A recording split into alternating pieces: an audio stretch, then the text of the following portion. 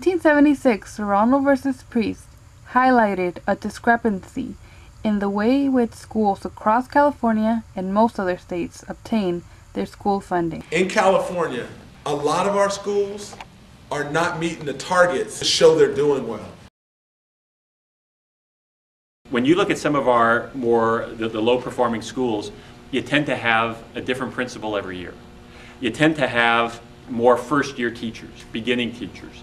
You tend to not have that strong support network within the community. To address Williams and to help us close the achievement gap, we need to address all those issues. Since Serrano versus Priest minimized the funding for schools in wealthier communities to address the inequalities in school funding, Howard Jarvis proposed Proposition 13, which dramatically changed the state of education and California's funding for public schools and the quality of education. Beverly Hills High School, they have everything they need. They have new books, new desks, new pencils, everything. Because instead of the school board helping them, the parents do.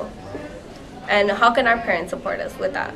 They rarely make enough money to support us. Have to really run a lot of copies in order to just put some print in my students' hands so they can actually read. We have our textbooks, but I feel that in certain subjects they are old. And I mean, I don't want to read a book from like 1991 or anything. I feel things need to be more updated. Because there's only one of me, I am basically overseeing the whole school. So all of the tracks, and our primary focus is the 12th graders, and work our way down. Without counselors who care and counselors who push you, you're just going to stay where you are. You're not going to progress. You're not going to grow.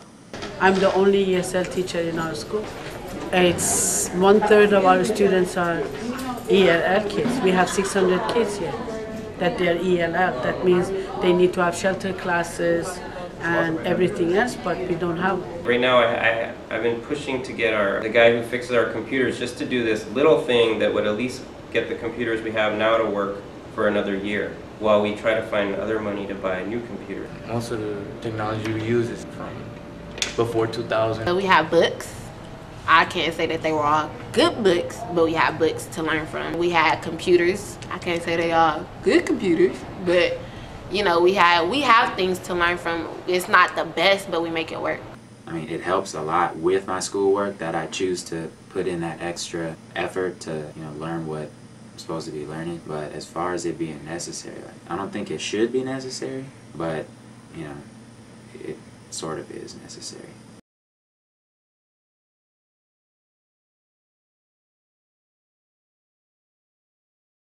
I think the first resource students need to receive a quality education is an adult staff, which doesn't necessarily mean teacher, but any adults that are working at the school. It's either social workers or psychologists for students to talk about a lot of the issues that are affecting them. It doesn't have to be just books. It could be field trips, projects that are created. It could be bringing in guest speakers, anything that would enhance the student learning.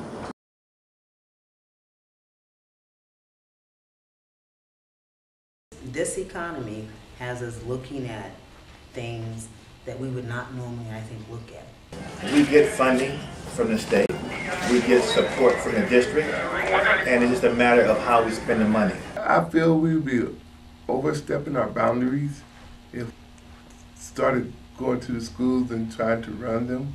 A lot of schools probably spend a lot of money maybe on cosmetic stuff and just resources that may not be relevant to the teachers and students. For example, as teachers, I think a lot of times a lot of money is spent on our professional development, but it's not relevant to it. We need to funnel more money into the education of our students instead of the incarceration of our students.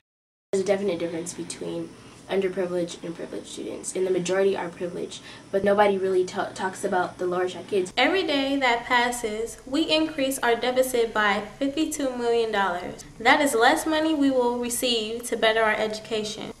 Questioning why schools in Los Angeles continue to receive only a small portion of billions of dollars is our duty. We need to research how the budget works and how we can direct more of the money coming in to the state towards urban education. Every single person should join this movement and make demand for the resources that we, urban youth, deserve, because we need to have the opportunity to show the difference we can make in this world.